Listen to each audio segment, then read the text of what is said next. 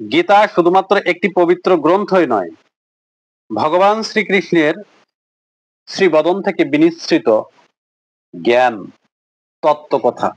গীতার পাতায় মহতে বলে গেছেন, গীতা সুগীতা কর্তব্য কিমান্নই শাস্ত্র বিস্তরই ইয়া স্বয়ং পদ্মনাভস্য মুখপদ্মাত বিনিসৃতা। অর্থাৎ গীতা হচ্ছে স্বয়ং পদ্মনাভ শ্রীকৃষ্ণের মুখপদ্ম হতে বিনিসৃত। গীতা শাস্ত্রম ইদং পুণ্যং ইয়া পঠেত প্রয়াত পুমানো। যদি কেহ শ্রদ্ধার সাথে গীতার নির্দেশগুলোকে অনুসরণ করতে পারে তাহলে তার সমস্ত পাপ থেকে মুক্তি লাভ হয়। শুধু তাই নয়, ভগবান শ্রীকৃষ্ণের এই গীতাকে উল্লেখ করে মহতে আরো বলেছেন, গীতা অধ্যয়নশীলস্য প্রাণায়াম পরস্য চ নৈবসন্তি হি পাপানি পূর্বজন্ম কৃতানি চ। যদি কেহ গীতার নির্দেশগুলোকে অনুসরণ করে পবিত্রভাবে শ্রদ্ধার সাথে গীতা অধ্যয়ন করে থাকেন তাহলে অনায়াসে পূর্বজন্মের যত পাপ আছে পূর্ব জন্মের সমস্ত পাপ থেকে তিনি মুক্তি লাভ করতে পারেন। শাস্ত্রে বলা আছে, এই গীতাতেই বলা আছে, মলিনে মোচনং পুংসাং জল স্নানং দিনে দিনে সুক্রীদ গীত অমৃত স্নানং সংসার মলনাশনম। অর্থাৎ মানুষ গঙ্গা স্নান করলে বা তীর্থ ভ্রমণ করলে তার পুণ্য সঞ্চয় হয়, পাপ থেকে মুক্তি লাভ করে থাকে। কিন্তু সেটি হয় দিনে দিনে বা কালে কালে, কবে হবে তার ঠিক নাই। আজ গঙ্গা স্নান করলাম, এই গঙ্গা স্নানের ফল কবে লাভ হবে তার কোনো ঠিক নাই। কিন্তু একজন মানুষ যদি এই গীতার অমৃত যে পিজুল ধারা, সেই পিজুল ধারায় একবার যদি অবগাহন করতে পারে তাহলে অনায়াসে তার সমস্ত পাপ স্খলিত হয়ে যাবে। গীতার কথা কি বলবো, ভগবান শ্রীকৃষ্ণ তিনি নিজেই অর্জুনকে চতুর্থ অধ্যায়ে এই গীতা জ্ঞান দান করতে গিয়ে তিনি কিন্তু বলেছেন যে, হে অর্জুন, তুমি যদি মনে করে থাকো অপি চেতসি পাপেভ্য সর্বেভ্য পাপকৃতম সর্বং জ্ঞান প্লাবনৈব বৃজিনাং সন্তরিষ্যসি। যদি তুমি মনে করে থাকো পৃথিবীতে যত প্রকার পাপী আছে সমস্ত পাপীদের হইতেও তুমি অধিক পাপী, তথাপিহ তুমি এই পবিত্র জ্ঞানের পবিত্র প্লাবনে অনায়াসেই সমস্ত পাপ থেকে মুক্তি লাভ করতে পারবে, যদি এই জ্ঞান যদি আস্বাদন করা যায়। কিভাবে? যতই দাংশি সমৃদ্ধ অগ্নির ভস্মসাৎ করিতে অর্জুন জ্ঞানাগ্নি সর্বকর্মাণি ভস্মসাৎ করিতে তথা। সম্মুখ ভাগে প্রজ্বলিত প্রচন্ড অগ্নিরাশি যেমন সমস্ত কাষ্ঠখণ্ডকে পোড়াইয়া ভস্মসাৎ করিয়া তোলে, ঠিক তেমনি প্রচন্ড জ্ঞানের প্রচন্ড প্লাবনে, বিশুদ্ধ জ্ঞানের প্রচন্ড প্লাবনে সমস্ত পাপ স্খলিত করে ফেলে, স্খলন করে ফেলে। একজন মানুষের শরীরে জমে থাকা সমস্ত পাপ, মনে জমে থাকা সমস্ত পাপ অনায়াসে ধুয়ে পরিষ্কার করে দিতে পারে। এই জন্য ভগবান শ্রীকৃষ্ণ অর্জুনকে বললেন, এই জন্য তোমাকে বলছি হে অর্জুন, নহি জ্ঞানেন সদৃশং পবিত্রম ইহ বিদ্যাতে তৎসং যোগ সংসিদ্ধ কালেনাত্মনি বিন্দতি। হে অর্জুন, ইহ জগতে জ্ঞানের সমতুল্য পবিত্র বস্তু আর দ্বিতীয়টি নাই।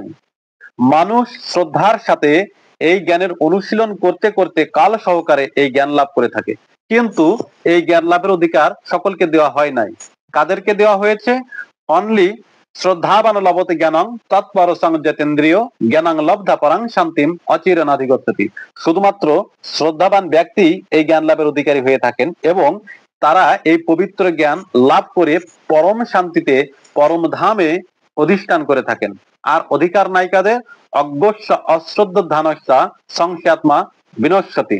অজ্ঞ ব্যক্তি, অশ্রদ্ধাবান ব্যক্তি এবং সংশয়াত্মা ব্যক্তি, এদের কোনোদিন এই গীতা জ্ঞান লাভের অধিকার দেওয়া হয় নাই। এই ব্যক্তিগণ কখনোই ইহ জগতে এবং পরজগতে কোন স্থানে কোনো সুখ লাভ করতে পারে না। তাহলে এই জ্ঞানের কথা যেখানে বলা হচ্ছে সেটি হচ্ছে শ্রীমদ্ ভগবত গীতা।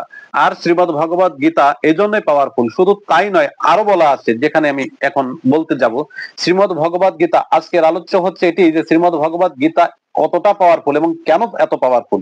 ভগবান শ্রীকৃষ্ণ তিনি নিজেই শ্রীমদ্ ভগবত গীতার পাতায় বলে গিয়েছেন যে, হে অর্জুন, গীতা মে হৃদয়ং পার্থ গীতা মে সারমত্তমম গীতা মে জ্ঞানমত্তুগ্রং গীতা মে জ্ঞানমব্যয়ম গীতা মে চত্তমং স্থানং গীতা মে পরমং পদম গীতা মে পরমং গুজ্জং গীতা মে পরম গুরু গীতাশ্রয়হং তিষ্ঠামি গীতা মে পরমং গৃহম গীতা জ্ঞানং সমাশ্রিত ত্রিলোকিং পলায়ম্যহম গীতা মে পরম বিদ্যা ব্রহ্মরূপণ সংশয় অর্ধমাত্র হর নিত্যম অনির্বাচ্য পদাত্মিকা গীতা নামানি বক্সামি জ্ঞানী শ্রী পাণ্ডব কীর্তনাথ সর্ব পাপানি বিলয়ং জানতি তৎক্ষণাৎ।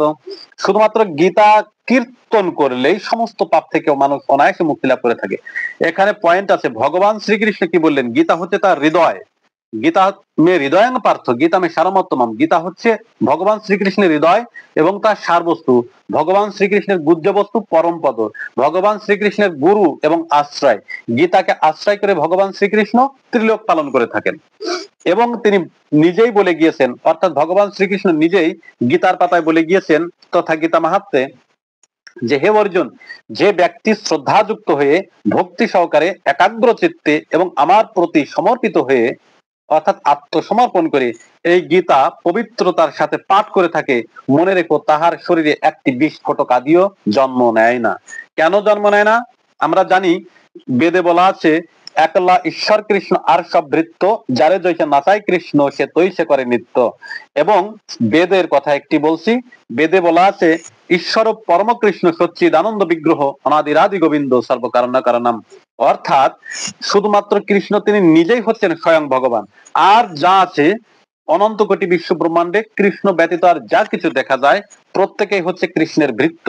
এবং কৃষ্ণ জৈসে নাচায়, একজনকে যেভাবে নাচায় সে তৈসে করে নৃত্য, সে সেইভাবেই নৃত্য করে থাকে।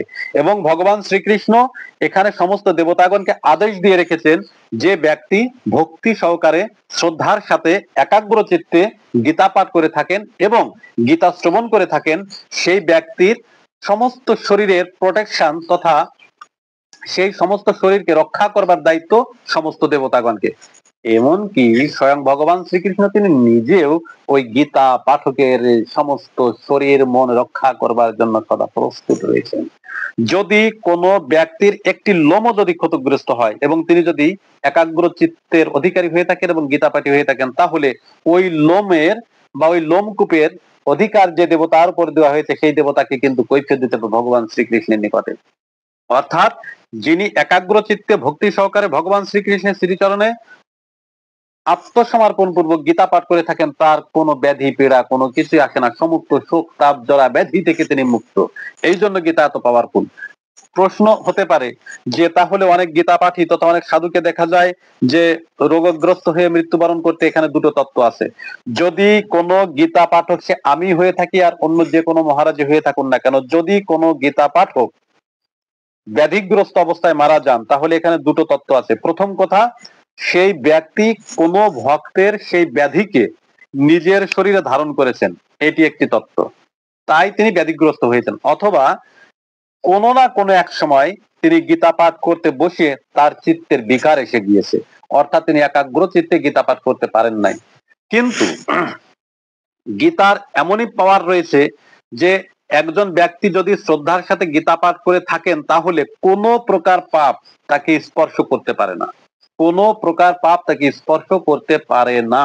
এই জন্য গীতা পাওয়ারফুল। কিন্তু এখানে একটি কথা অবশ্যই আমি বলে যাব, গীতা পাঠ করলে মানুষ পাপ থেকে মুক্তি লাভ করে থাকে, এটি সত্য। অথচ আমি এখন পাপ থেকে মুক্তি লাভ করে মনে মনে যদি চিন্তা করি, তাই তো আমি তো একজন গীতা পাঠক, আমি গীতা পাঠ করলেই তো মুক্তি লাভ করতে পারবো পাপ থেকে, তাহলে আমি পাপ করব আর পুনঃ পুনঃ গীতা পাঠ করব, বারবার পাপ করব আর বারবার গীতা পাঠ করবো, এখানে একজন ব্যক্তি মারা পড়ে যাবে।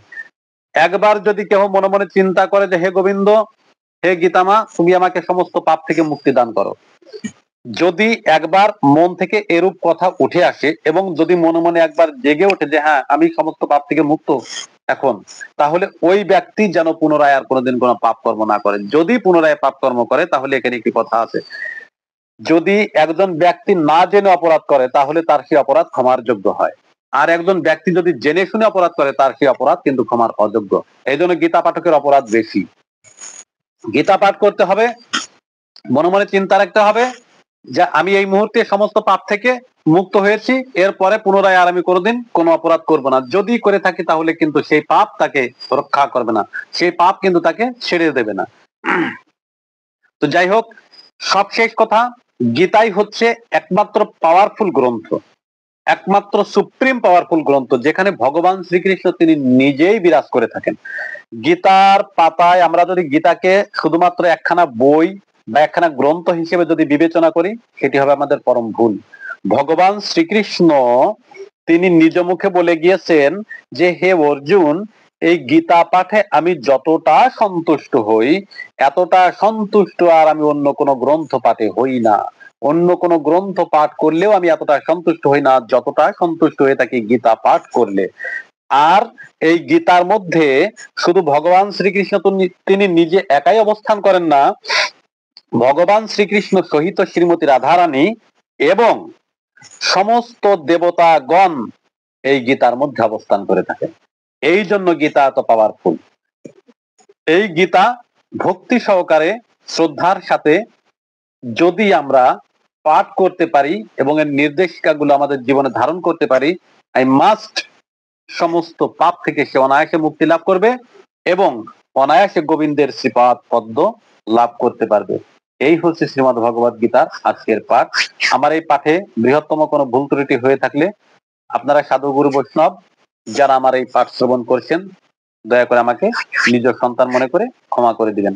আশীর্বাদ করবেন পৃথিবীতে যতটা কাল বেঁচে থাকি যেন শ্রীমদ্ ভগবত গীতা পাঠ করে যেতে পারি, শ্রী ভগবানের চরণে আশ্রিত হয়ে থেকে যেতে পারি। এই আশীর্বাদ আপনাদের নিকট চেয়ে এনেছি, দয়া করে আশীর্বাদ করবেন।